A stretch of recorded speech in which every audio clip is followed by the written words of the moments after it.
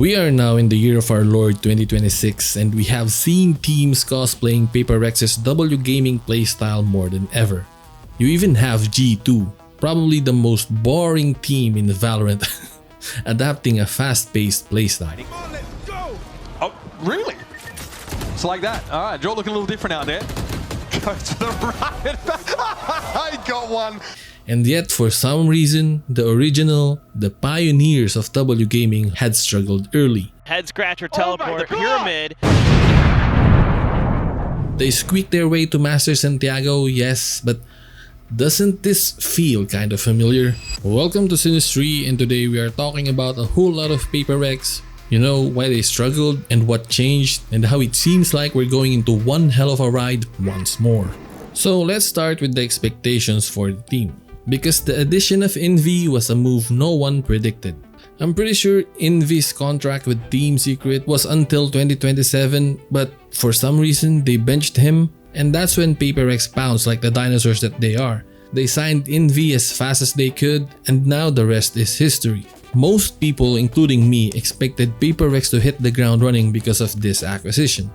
And I know I've been repeating this for quite a while now, but Invy has been at the top of the stat sheets for years, so it was reasonable to assume that Paper Rex would breeze through kickoff and secure a ticket to Masters Santiago easily. But as we know now, things didn't quite pan out the way many were expecting.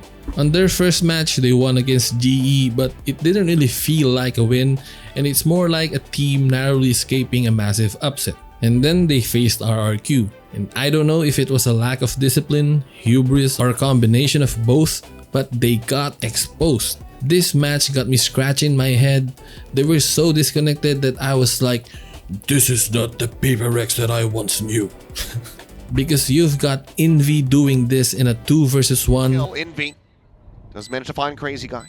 Now it's just gonna be. And then Devi just can't help himself, dry peeking out like this. Crazy Guy still has that stealth. Also, something constantly being the first death in important buy rounds. Poison orb there. Seriously, I do not understand how Jemkin was not blinded, and I think it was something who was actually blinded by his own flash. And then Forsaken dry peeking an angle right after Invy dies off an outlaw. Jemkin knows it. I have a second. Yep. And then Jing cosplaying as Phoenix when he's playing Waylay. Kitty corner from each other. Hello? Behind this one. Honestly, there's a lot more nonsense I can bring up, but I might as well get to the point. And what I want to say is that Paper Rex was struggling.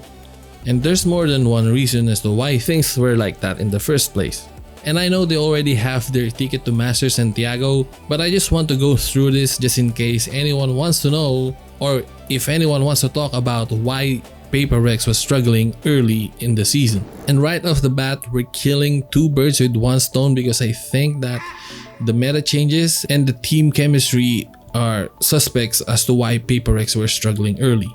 And you might think that team chemistry being one of my main reasons doesn't make any sense given how long these boys have been together, and you have a point. But the thing is, the meta changes are so massive that even the top teams are basically taking a shot in the dark. It's basically like playing a new game.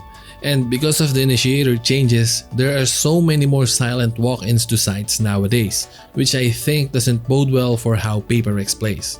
But more on that later. And in my opinion, Paper Rex is one of the teams that were affected the most by this big shift because it messed with their instincts and tendencies. And so with all these changes, the team had a hard time getting to its groove. Usually I would move on and yap about the next thing, but come on, this is Paper Rex we're talking about here, so I brought up some stats to back it up. So what I want to look at is their KASTs. And I have a screenshot here of their stats a few days back. Obviously you wouldn't see it now, but back then, Forsaken and something were struggling to find the rhythm. They had KASTs of 66 and 69.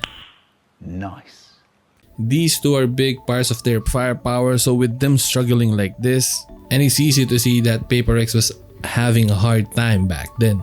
There were a lot of solo plays, the timing was not right, there was just no cohesion, they were not in sync, and it was just To sum it all up, it was ugly to watch. And then the next thing that I think played a part on their early struggles was Invy adjusting to the Paper Rex playstyle. It's funny to see Invy's decision making and tendencies in some of the rounds. We all know he's a great player, and no offense to Team Secret, but he was coming off a bad team. And I'm not trying to rage bait here, but the playstyle difference is huge. Now, I wanna know what you think. Was Invy held back by his old team? Anyway, I think bad teams breed bad habits. Invy might have had some trust issues lingering still because it doesn't simply come away that easily. Invy was used to being the one to make the hero play because that's what he did in Team Secret. And you can just see, like some of these decisions he could have played differently to secure the win. But match by match, we see Invy improve and adapt and adjust similar to what Batman once did with the team. And because of that, we get to see this amazing 3 versus 1 clutch. Time with it that sees the swing coming through. Finds it! And what a transfer! Rex, my word, takes that angle and they're not ready for him to be swinging the pillar that far, and Crazy Guy. The next thing I would look at is the map pool. We all know that Sunset and Lotus are iconic maps for Paper Rex. And this is a personal take of mine, but I think teams who knew better permabanned Sunset in Champs Paris. And the reasoning behind it is, why bother prepping for this map if Paper Rex would win it anyway? So teams acted like the map didn't existed. In fact, the only times Paper Rex were able to play Sunset was during the group stages of Champs Paris. When playoff came, everyone made sure of it that Paper Rex would not touch that map a single time. But that's just my take. I don't know about you guys, but you can comment down below if you're with me on this one or if you think this theory of mine is stupid. So yeah.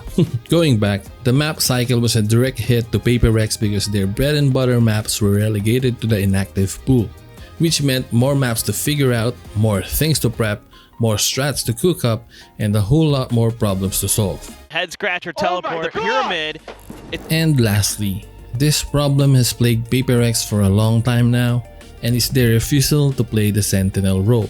I mean, it has been well documented now that Paper Rex doesn't really play the Sentinel role, maybe a Killjoy here and there in Icebox, but most of the time they're fine with Viper playing the pseudo Sentinel space denial role, something like that. And this is my own take on the meta, and I think with how the Initiator util got nerfed, more teams are doing silent walk-ups and all that shit. And so I think Sentinels are needed now more than ever, as they can provide additional information on the map.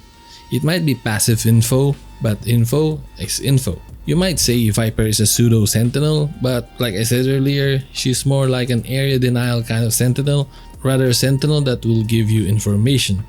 And I was so confused about why they didn't play Senti for their first 2 matches. I mean, Davai used the Veto and Chamber on the Radiant Asia Invitational Tournament on China, so I thought they had a couple of tricks up their sleeves. Paid.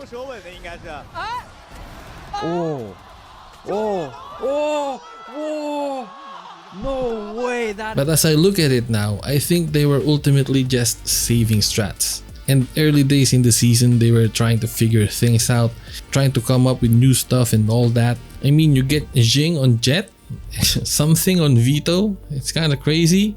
But when it came to securing the spot for Masters Santiago, it was Forsaken who took on the mantle of Sentinel and played Veto and gave us arguably the best performance of the year. By Xpharaoh, the slide across the overdrive now paused, but Forsaken finds another 2 kills!